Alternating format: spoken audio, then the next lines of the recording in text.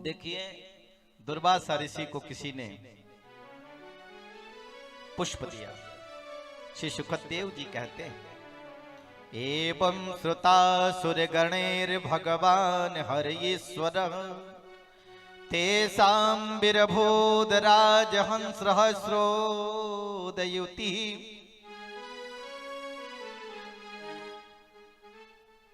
हे महाराज परीक्षित, दुर्वासा ऋषि को किसी ने बहुत सुंदर पुष्प दिया, पुष्प का हार दिया। अब दुर्वासा ऋषि ने सोचा, यह पुष्प हार मैं किसे प्रदान करूं। सो इंद्रदेव जी उधर से जा रहे थे और इंद्राणी कहा, राजन ये पुष्प लीजिए।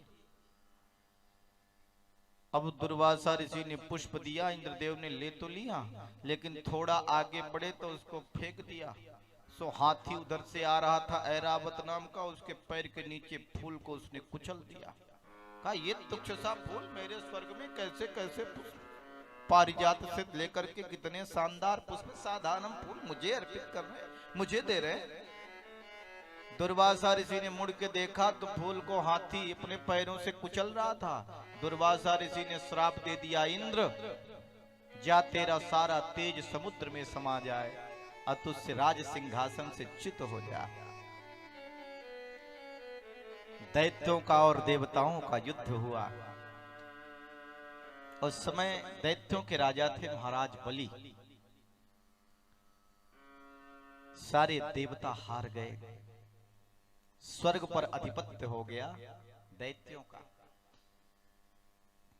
जब अधिपत्य हो गया, देवता दर दर की ठोकर खा रहे थे, तो सारे देवता ब्रह्मा जी के पास पहुंचे। ब्रह्मा जी लेकर के भगवान विष्णु के पास पहुंचे। अब कहा, भगवान ये देवता दर दर की ठोकर खा रहे, इनसे तो स्वर्ग भी छिन गया, इनके अंदर तेज भी नहीं रहा। दुर्वासा ऋषि के श्राप से इनकी लक्ष्मी भी गायब हो गई, स्वर्ग लक्ष्मी भी समाप्त हो गई।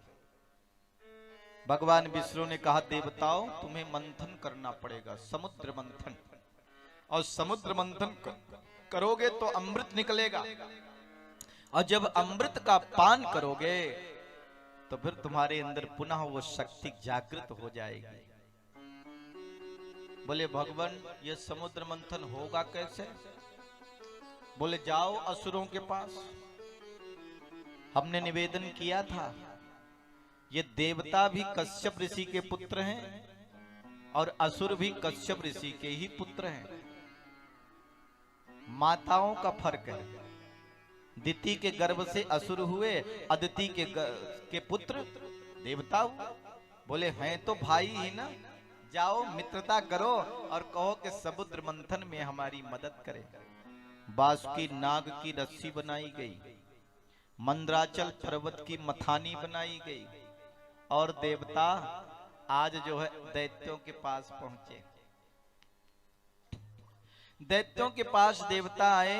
दैत्यों ने कहा, भैया क्या बात है, आज सूरज पश्चिम से कैसे उगाया?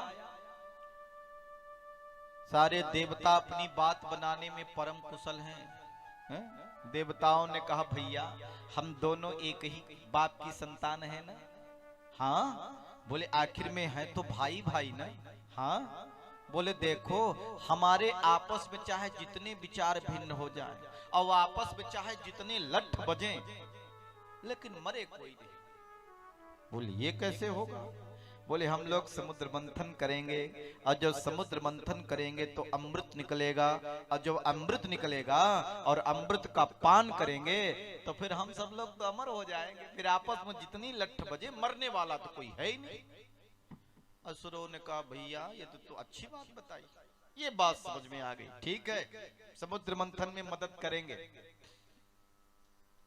करें क्या?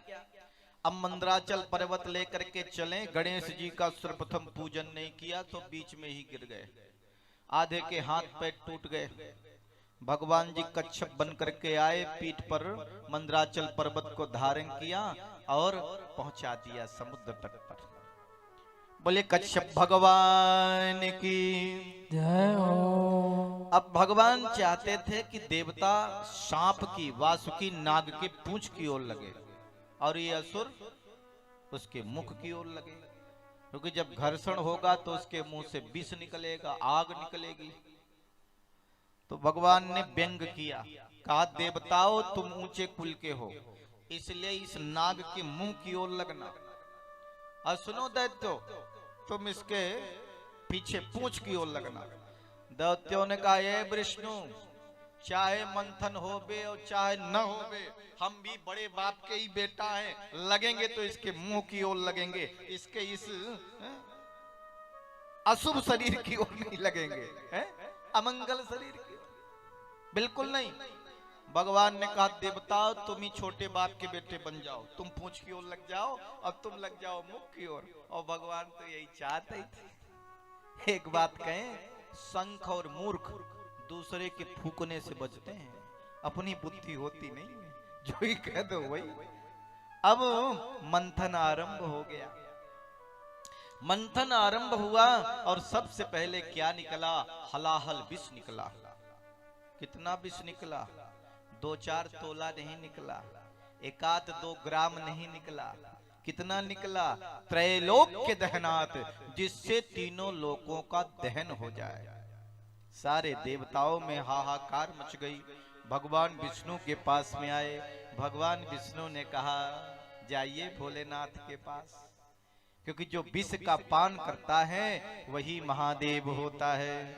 देव देव महादेव भूतात्मन भूत भावन, त्राहिना शरणापन्याम त्रैलोक्य दहनात् विषा। भोलेनाथ के पास जाइए। आइए भोलेनाथ की थोड़ी वंदना करते हैं। जो विष का पान करता है वही तो महादेव होता है।